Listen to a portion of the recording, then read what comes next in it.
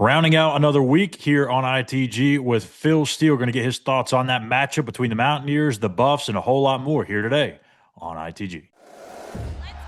You are now watching Believe. ITG. With special guest, Phil Steele.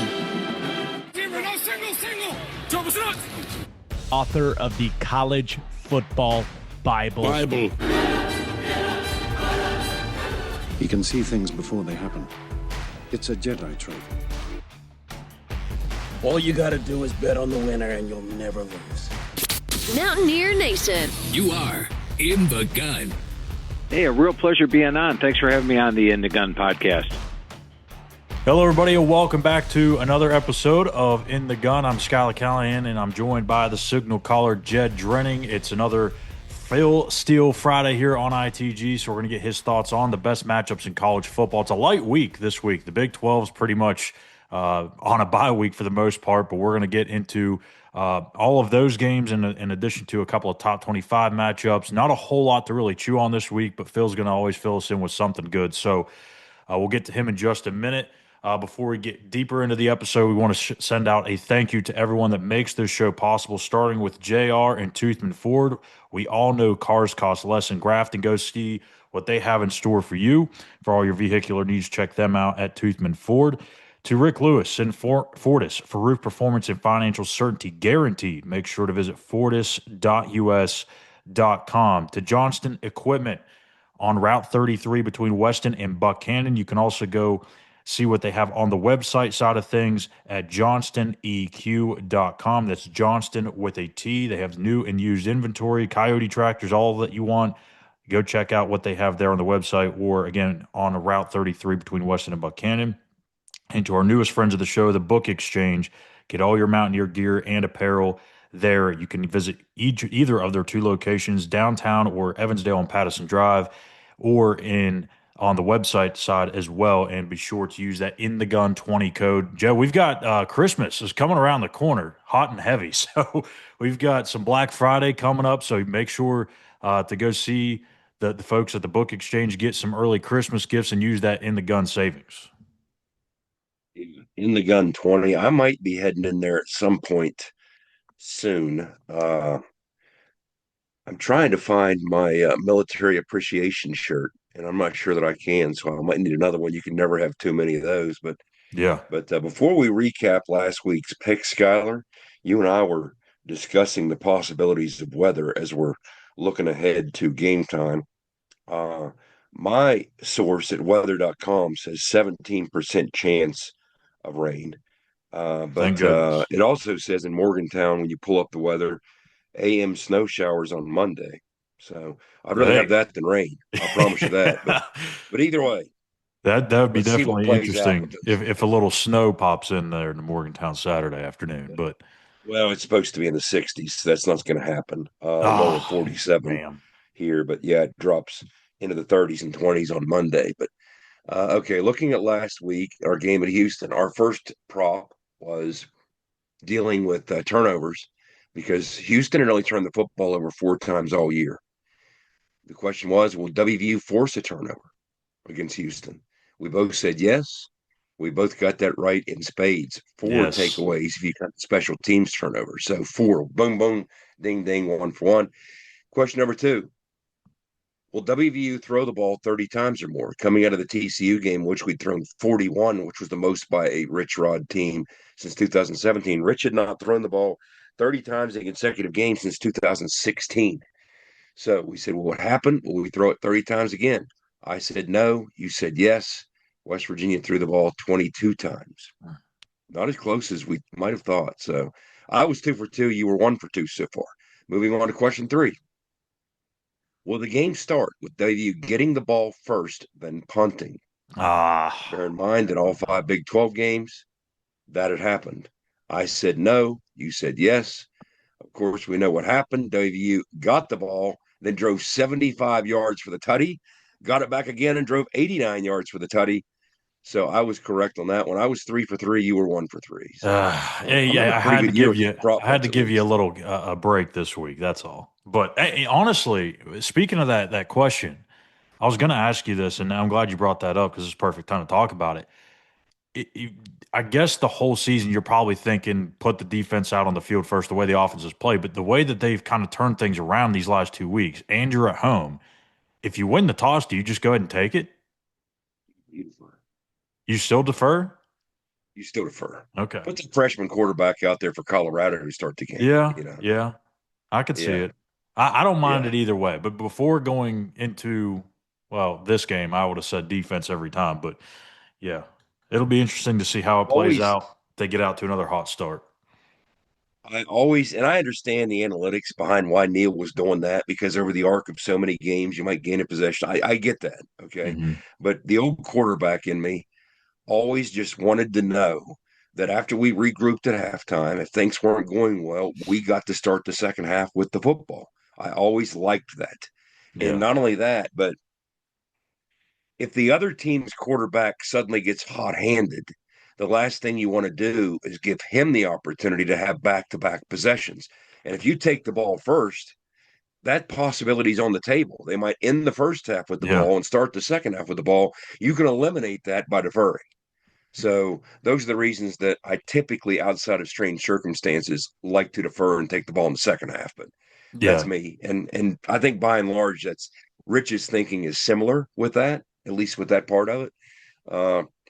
Who knows? But I would say you kick to let their freshmen start, get the crowd's energized and into it, and see if you can get a nice stop and good field position for the offense to start. But yeah, because I mean the Buffs have really kind of fell behind the 8 ball early in games. Like last 2 weeks, they're down 10-0 quick both times. And I guess to your point, like if you give them that opportunity to have a quick 10-point or 14-point swing, then that just kind of ruins all that early momentum you had. So yeah, I mean, I guess it makes sense. You've been around the game a heck of a lot longer than I have, so we'll go with that. Wanting a quarterback, I might see it differently, honestly. Yeah. I mean, I always loved knowing that you don't know what's going to happen for the first 2 quarters. You have no idea. Yeah. So if it doesn't go according to plan and it's not going well, when you do try and regroup, you want to initiate that second half plan with the football to start to cut into whatever's going on. So that's how I always kind of looked at it.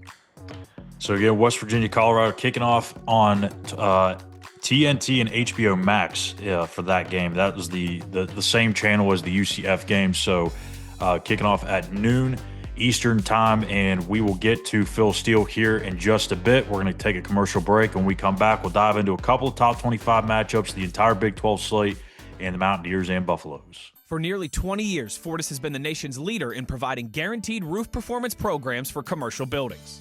Fortis offers roof performance solutions that feature extensive initial and ongoing reconditioning for commercial buildings as an alternative to traditional replacement, with long-term performance guarantees that are backed by global leader Lloyd's of London. Fortis offers a comprehensive range of roof performance management programs that provide financial security, extend the life of our customers' roofs, and make a significant impact on ROI. Fortis is currently improving performance and increasing ROI for customers at more than 4,800 locations, with more than 140 million square feet protected, including many Fortune 500 companies that have turned to Fortis to save money, gain financial certainty, and extend the life of their existing roofs. Fortis has helped customers save more than $520 million in capital roof replacement costs for an average ROI of over 250%. To learn more, visit fortis.us.com. Fortis, roof performance and financial certainty guaranteed. Nobody supports the blue and gold Mountaineers like Toothman Ford. With over 20 NIL deals and counting, Toothman Ford continues to rally behind our student athletes. And it's time we rally and support the dealer that supports the Mountaineers. Not only does Toothman Ford offer the best prices in the state on pre-owned, their never over MSRP campaign on new Fords guaranteed to save you thousands. Drive with pride all season long, knowing you're supporting the dealer that fuels our Mountaineers. Toothman Ford, where cars cost less, in Grafton and at toothmanford.com. Back in the gun, and we've got Phil Steele in the building. It's Phil Steele Friday here on ITG. Phil, welcome back. Another week here on the show, and feel free to promote anything you have going on the website. Well, first of all, a victory week here at West Virginia. Yes. So that's a great thing. And we've got the Phil Steele Plus Tour up and available for you right now. The tour just absolutely on fire. The selections are 14, 7, and 1 over the last 4 weeks. That's 67%. But then I also put quick hitters up there. The quick hitters are 25 and 10 over the last 6 weeks. You get all that available for free. Just go to philsteele.com right now. Look at the front menu. Take the Phil Steele Plus Tour on YouTube and get yourself some free winners this weekend. Let's start in the SEC top 25 action. One of the surprise teams, maybe, of the year. I think people expected Mike Elko's Aggies at Texas A&M to do some things, but I don't know how many expected them to be 8-0 at this point of the season. And they're on the road, coming off a bye at Missouri. Both teams coming off a bye. Now A&M had the big LSU win that kind of was the end of the Brian Kelly era to go into the bye. But meanwhile, Missouri had that frustrating loss to Vandy. So the Tigers have had a couple weeks to sit and sulk. I'm seeing a line of about 6.5. The Aggies given 6.5 or so was the last I saw. What do you see playing out in Missouri?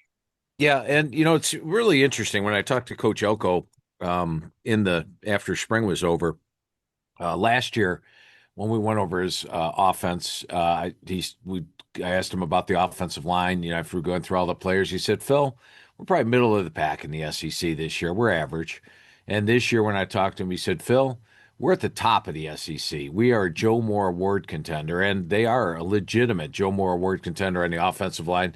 And I really think when you look at A&M, they're a complete team. They've got Marcel Reed, who's probably better than a lot expected this year. He's got 17 touchdowns, just 6 interceptions.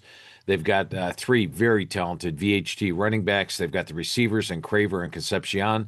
And the defense, I know everybody beat them up for giving up 500 yards to Arkansas, but remember, 95 of that was on the last drive of the game. And this is a defense that's actually holding opponents to 90 yards below their average. So they're a complete team, a dominant team, and I think they're capable going on the road. And as far as Missouri, they played a very soft schedule early on, very soft, and it's sort of caught up with them now. They've got 2 losses and an overtime win in their last 3 games. They lost Bo Prabula, so they're struggling there. And Ahmad Hardy, who I thought was going to be in the Heisman race after 5 weeks, hasn't topped 100 yards in any of the last 3 weeks. He's averaging about 4 yards per carry. So they do have a good defense. They'll give Texas A&M a good game here, but I like the Aggies minus the points in this one. Philly, old style, old fashioned Big Ten rivalry here with Oregon going on the road to Iowa is a top 20 matchup. Mark Gronowski, I think, was there's so much expectation and hype for him entering the season. Hasn't really lived up to it just yet, just 4 touchdowns in 8 games. Iowa always finds a way to just hang around and be a competitive team, a contender early in November. Are they real or are they pretender this year, and can they shock Oregon?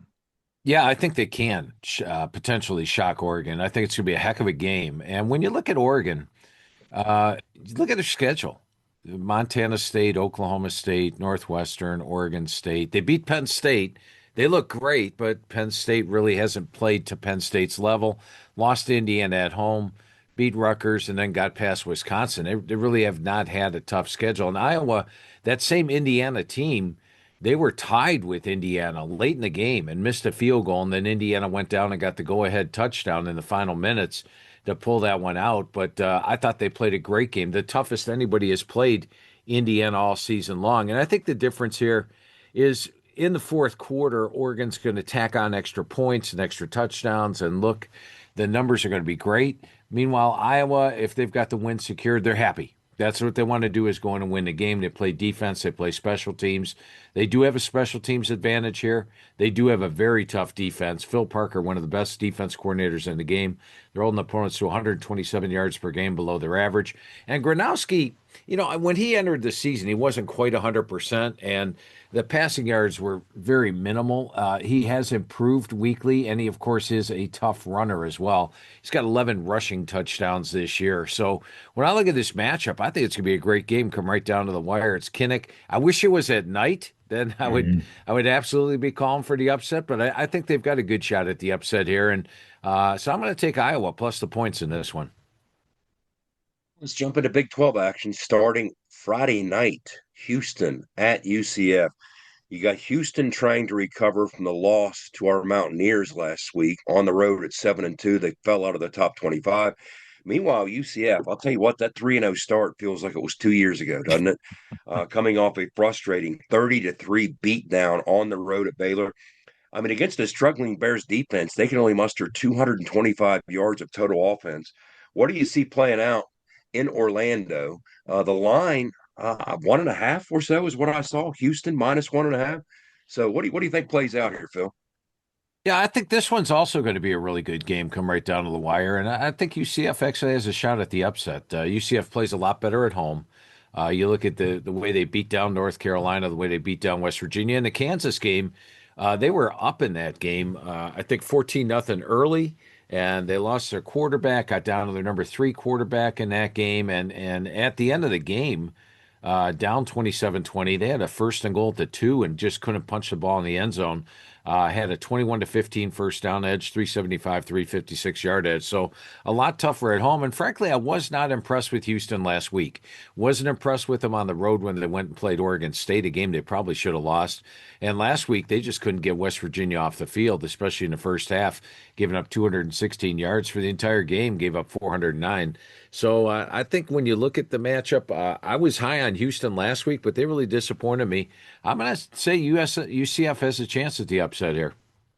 Phil, a couple of 5-win teams in Kansas and Arizona, both 1-2 in their last 3 games. Kansas hasn't looked all that great recently, though, scoring only 17 points in their 2 losses to Texas Tech and K-State. They didn't look all that great against Oklahoma State, which I should say it's still a 17-point win, but against one of the worst teams in the Big 12, I probably expected a little bit more. And then for Arizona, a couple of close losses to BYU, Houston, and then they just absolutely rout Colorado. I feel like this one's probably a pretty heavy lean to Arizona here, and maybe even laying the points. But what do you think? Yeah, absolutely. I like Arizona minus the points here. And, Noah Fafita last year, every time he stepped back in the pocket, he was looking for Tatoria McMillan. This year, much more balanced. They've got 5 guys that all have over 250 yards receiving. And I think that makes Arizona a better offense. Defenses aren't able to just key on McMillan. They have to watch the entire field. And Fafita's done a good job dissecting the field. And then you look at Mahdi at running back. He's averaging 6.6 yards per carry. Craig's averaging 6.3. Offense is good. Defense much improved. They're holding opponents to 74 yards per game below their average. That's number 25 in the country. Meanwhile, Kansas's defense allowing opponents 21 yards per game above their average. And as you mentioned, Schuyler, the offense has really dropped off. 316 yards per game over the last 4 weeks. They're struggling to run the football. And they're away from their home stadium, which was supposed to be that big boost this year. It's sort of been a disappointing year for Kansas. Now, when I looked at these 2 teams coming into the year, I said, hey, Arizona last year was horrible circumstances for Brett Brennan. They'll be much improved. When I looked at Kansas, I said, wow, last year was a senior-oriented group, probably the best Leipold's had. I remember 2 years ago going over the roster with them. Every position was like, Phil, we got a lot of seniors. We're a veteran group. And now they lost all those guys. So I expected to be a little down this year, and that's what's proven true. So I'm going to go with Arizona minus the points here. Interesting situation, the way this season has unfolded for Iowa State. That big win to start things off over in Ireland against K-State, and they were humming right along. They rebounded from that well, and then here come the injuries to Jeremiah Cooper, Jontez Williams, their 2 star corners, and they just have not been the same defensive football team, or maybe the same team at large since those injuries. They've really struggled on the defensive side, John Heacock's unit has. Last week, the issue was stopping the quarterback run game and the loss to Arizona State. But I don't think it's a good circumstance for them to be heading on the road against Josh Hoover, the hot-handed Josh Hoover, and those TCU wideouts. There's a heavy number in this game as well with them as an underdog. What do you see playing out in Fort Worth with the Cyclones on the road against the Frogs? Yeah, and you go back to that Cincinnati game, and in that game, Iowa State was down, I think, 6 defensive starters, and that's tough for any team to overcome. I thought Matt Campbell would work the same magic that he did last year when he got down all those starters mid-season. They lost a couple of games, and then they rebounded, came in down the stretch, and got to the Big 12 title game. And they had their opportunities against BYU. Remember, they outgained them 495 to 410, had a 24-17 first down edge, gave up 2 late touchdowns via the interception. But last week's performance was very disappointing to me. The fact they couldn't beat Arizona State without leave it at home. So now I'm starting to wonder where this Iowa State team is headed. 4 straight losses. They've lost a lot of the luster they had coming into the year. Now, TCU hasn't blown me away in any game this year. The SMU game, they trailed in the fourth quarter. They blew a lead against Arizona State. The Colorado game was 21-21 with 5 minutes to go. Colorado has a punt go off their one of their up men, and it gave TCU life, and TCU somehow won by 14, blown out by Kansas State on the road. So I'm not overly impressed with TCU. Very disappointed in Iowa State. I'm going to leave this one alone. I think TCU does get the home win, but I'm a little unsure about laying that many points. One of the best games in the country this week. It's going to be number 7 BYU taking their undefeated record into Lubbock against number 8 Texas Tech. And Phil, I don't know why. I keep going against Bear Bachmeyer and think this is going to be the week that the true freshman looks like a true freshman. He keeps proving me wrong. He did it against Utah. He did it against Iowa State. Is he going to prove me wrong again here against Texas Tech? Yeah, and this is one where I'm not going against either team. Last week I thought was a great situation for Kansas State against Texas Tech. They had them at home. They've been playing a lot better, and they played a really good first half, or at least quarter and a half of the game, and then Texas Tech just took advantage of turnovers and turned it into a blowout on the road. They are dynamite statistically this year. Almost all their wins have been huge, all of them by 23 or more points.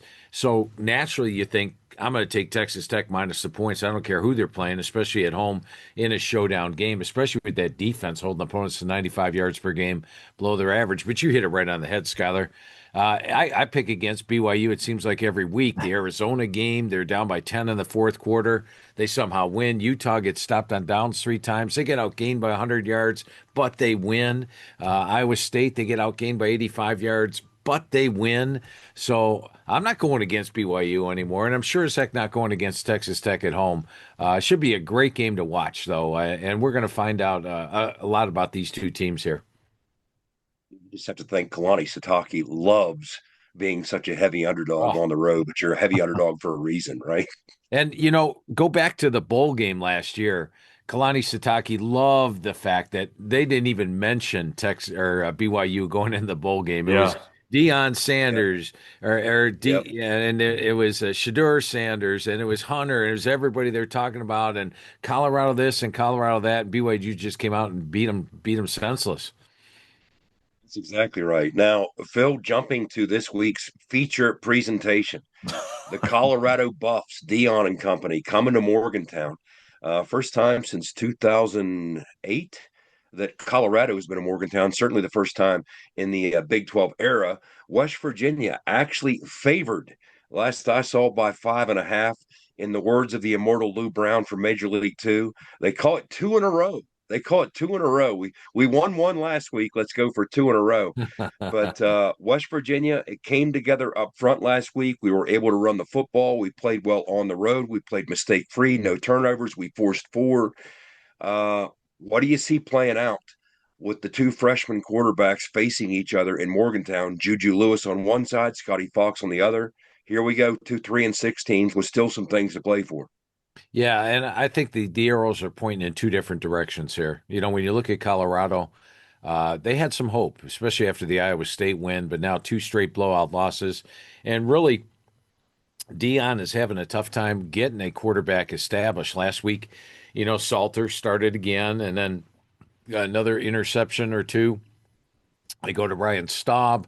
Staub tosses one, and then it's Julian Lewis. And it was Juju's pretty much his first real action of the season.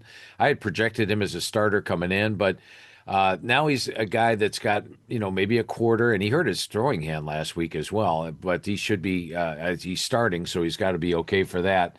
But to take a first road start at a place like West Virginia where the crowd's pretty rowdy, I like that. That's always tough for a quarterback in his first road start. And I think, if he's struggling, maybe they go back to Salter, maybe they go to Staub. I don't like teams playing quarterback roulette like that, and they've been doing it pretty much all year. Meanwhile, the thing I like about this matchup the best is that West Virginia, Rich Rod's teams, do their best when they can run the football like they did last week. And we see the run game emerging now. I like the way that Scotty Fox has experience, and now he's gone on the road and started in a place like Houston and came out with the win, and the team's gaining confidence in them weekly. But you look at Colorado's rush defense, it is struggling. I have a Phil Steele Plus, which puts things in green and red. They've got a lot of red in the rush D. They're giving up 5.3 yards per carry, and that just plays right into the hands of West Virginia. So I think West Virginia does what they want to do, which is run the football and run it successfully. Colorado with the musical quarterbacks and the fact that they're in a hostile environment. I definitely like West Virginia in this game, and hasn't been too much I've said that this year, guys. So I am really bullish on West Virginia in this game. Yeah, you teased it a little bit last week too, so I love it that you're going through with it, and that's awesome. And look, the way Scotty Fox has played these last 2 weeks has really gave the Mountaineer fan base a ton to really get excited about. And I'm interested on your thoughts on this because in a year that's most people would call lost or a waste of a season, whatever kind of term you want to throw out there, it's been a long year. Now you finally found something at the quarterback position. If you find some more success down the stretch, maybe you turn something into 2026. What do you feel like the Mountaineers could do here, not only down the stretch, but build on what Scotty has done here and maybe be a much better team in 26? Well, much like Arizona. I talked about Arizona, how I felt so much better about them this year than I did last year. Last year, Brent Brennan took over late. A lot of his players transferred. He had a transfer-heavy team, and Arizona really struggled. That's what I looked at with West Virginia this year. Rich Rod came in. They had so many transfers, among the nation's leader in transfers, and especially the transfers that came in after spring. And then you looked at West Virginia's schedule this year, and you said, boy, it's going to be a tough year for West Virginia. But I like the way they've rallied around. Rich Rod is just a heck of a coach. He gets the most out of his players. As you mentioned, Scotty Fox. They also have Khalil Wilkins at the QB spot, so they got two really good guys there that can hurt you. I see nothing but the arrows going up for next year for West Virginia. I can tell you in the magazine, I'm going to be much more bullish on West Virginia next year than I was this year. There you go. So that's it. So, Phil, we appreciate you stopping by once again here on ITG for your thoughts. And we'll talk to you next week. Hey, sounds good. Always a lot of fun, guys. And like I said, great having a victory week here in West Virginia. Yeah, absolutely. Let's see if they can make it 2 in a row, as Jed says, or Lou Brown. We'll be back here on the other side to make our picks for this week's game. When the sun's just rising and the work won't wait, you need the equipment that works just as hard as you do. Johnson Equipment delivers power, performance, and reliability day in, day out.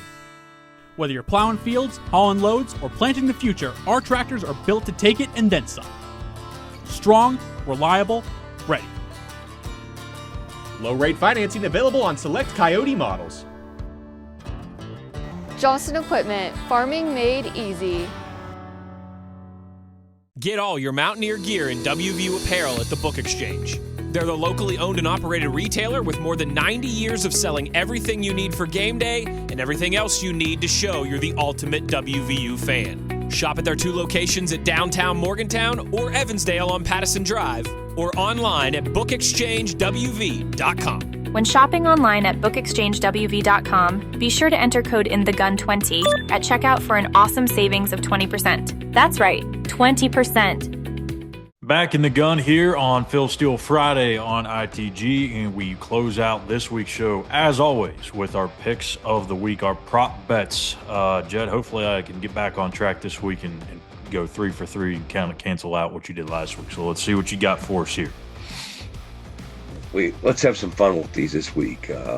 We got 2 defensive coordinators. We talked about it in the preview. The 2 defensive coordinators, Robert Livingston for Colorado, and of course Zach Alley for West Virginia, facing 2 freshman quarterbacks, pair of true freshman quarterbacks. So you figure we're going to see some pressure dialed up, right? Both of them like to blitz anyway, but will they blitz even more against the true freshman quarterbacks? So let's look at it like this. Few teams in America blitz more than Colorado. They play a lot of man coverage and they bring a lot of pressure. That's just a default position against anybody they're facing. And of course, Zach Alley, that's part of his DNA. I have his pressure numbers right here in front of me. Against Big 12 competition, we have blitzed an average of 52% of the time. So the question in this one, which of these high-pressure defensive coordinators facing these true freshman quarterbacks will blitz at a higher rate? Oh. Will it be Zach Alley or Colorado's Robert Livingston, which will have a higher blitz percentage? That's a tough Say you. one. Damn. Starting off on a tough one here. I'll go. This is just a pure shot in the dark here. I'll go with Colorado, I guess. I'm not very confident in it. I wonder how much they're going to be concerned with the stuff on the perimeter. And I know you don't want to spill too many resources into blitzing, so I don't know. I'll go Colorado, but I'm not confident in that pick whatsoever. Just to keep it interesting, I'll switch it up, and I'll go ahead and go with Zach. I'm not going to say I feel bad saying Zach's going to outblitz somebody. Okay, now on to prop number 2. Let me pose a question for you. Mm-hmm. If you look at Cam Vaughn's numbers this year for West Virginia, he's obviously had a productive year, right? Uh, I mean, if we had somebody to help him out in a more complete offensive ecosystem, I think his numbers would be better. But he's still been productive. 28 catches, over 400 yards, averaged almost 16 yards a clip. So he has 28 grabs. How many of his 28 catches are on third down, Schuyler, when we're trying to move the chains?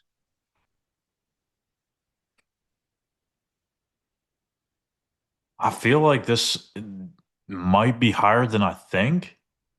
You said 28 catches, right? His 28 catches, how many are on third down? I'll guess half.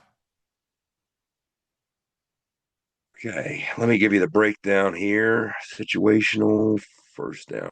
First down, 10 catches.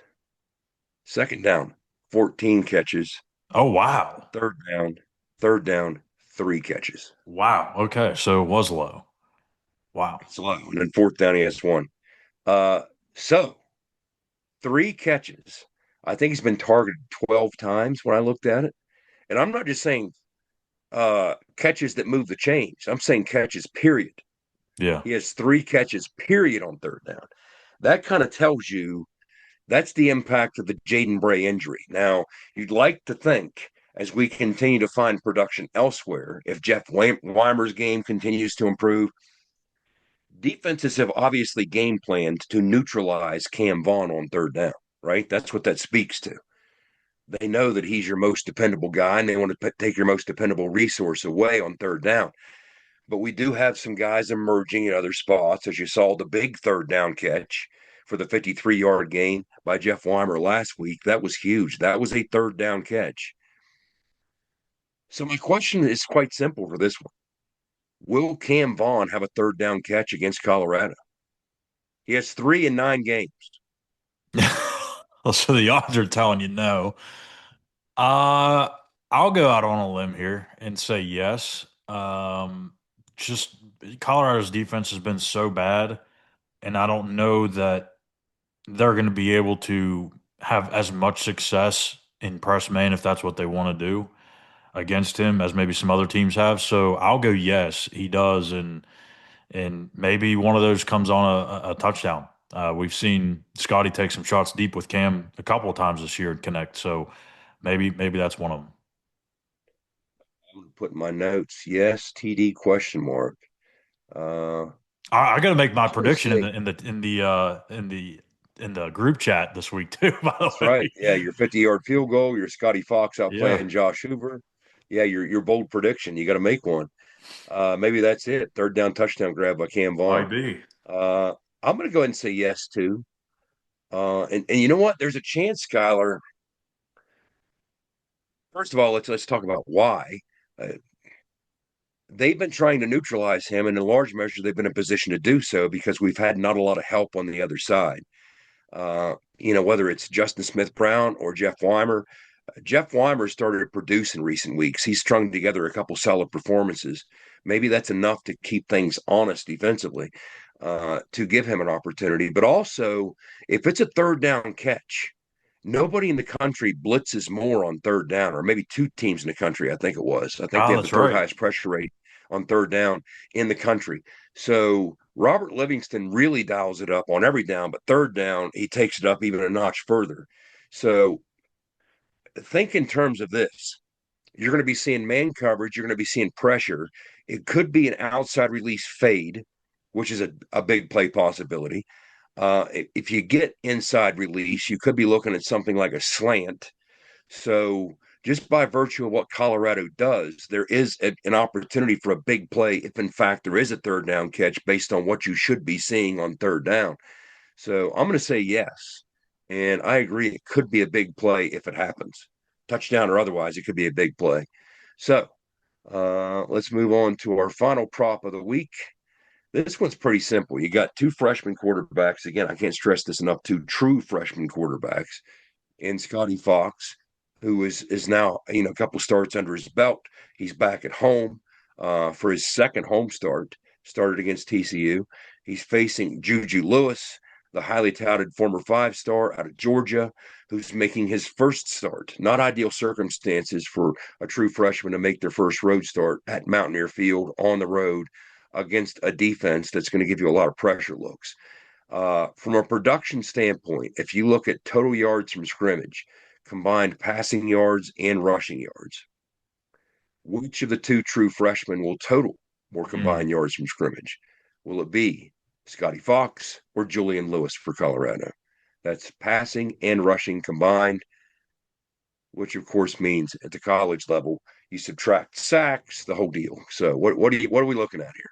I'll lean with Scotty, mainly because Juju's not a huge runner. He can run, but he's not somebody that wants to run the football. If you go back and look at what he did in high school, he barely ran the ball much. When he didn't really count for much. So there's that aspect where I think Scotty will have an edge. West Virginia does like to run the football with the quarterback. But as I mentioned on the preview, it seems like every time West Virginia faces a young quarterback that's making his first start or whatever the case may be, they end up having a great day. And I think Juju is going to play well enough to keep it close. But I'm going to have to go with Scotty. And I think, too, if West Virginia gets ahead by a couple of scores, they're going to have to start throwing the football. So I think he can manufacture yards that way. With West Virginia offensively, I think they're really going to put an emphasis on running the football against that really weak Colorado defense. So I think could be another big game for Dior. So I'm going to go Scotty, but it's not going to be by much. I think it'll be pretty close. I'm tempted to go with Scotty. I'm tempted. I fear the pride comes before the fall kind of thing, because I keep looking at those Colorado wideouts, and I recognize he's a freshman and the challenges he's going to face. But, man, those wideouts are talented. They really are. Our corners are playing great football. But this is going to be, I really think it's a game of feast or famine with the nature of these defenses, especially the Colorado defense. It's either going to be you're going to struggle to run the football, or you're going to start popping some big ones and loosen them up by virtue of how they play defense. Again, the numbers that are strange to reside in the same world. They're dead last in the Big 12 in yards allowed per game rushing. And as Phil talked about, in yards per carry allowed rushing, 5.3 yards per carry.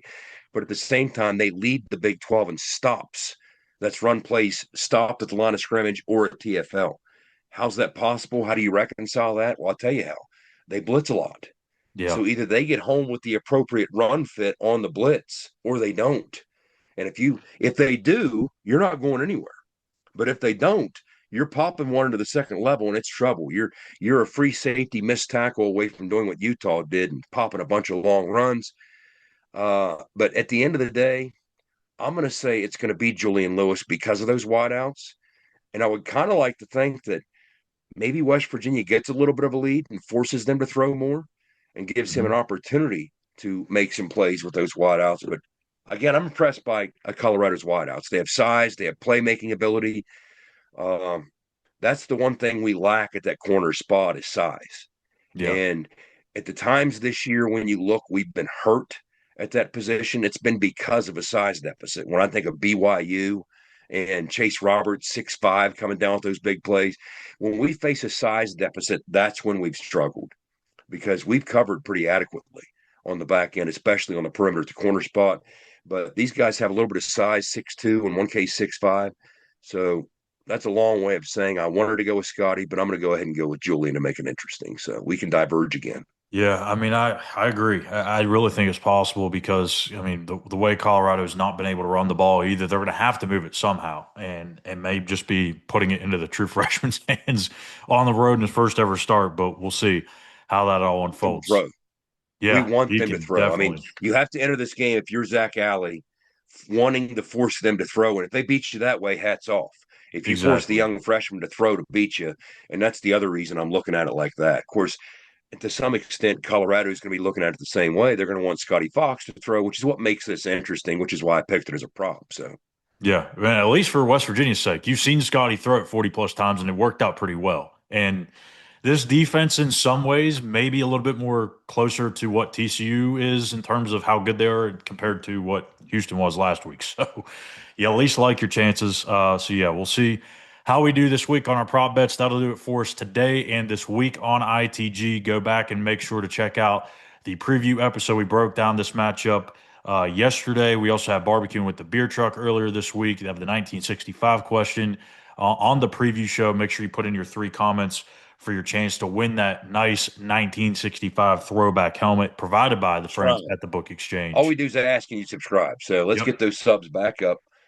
Go ahead and subscribe, like, do all those things. The algorithm loves it. We're trying to drive our subs up as high as we can before the regular season ends. So yeah, do that. Tell a friend and subscribe. Have them subscribe as well.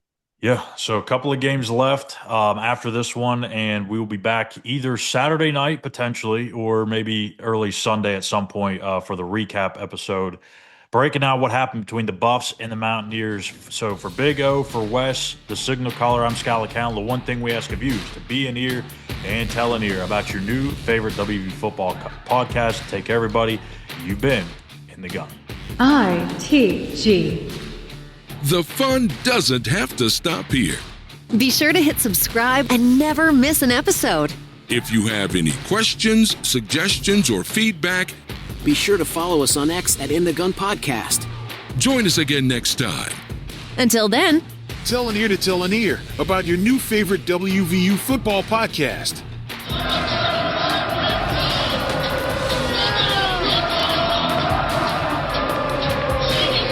This mission is over. It's over.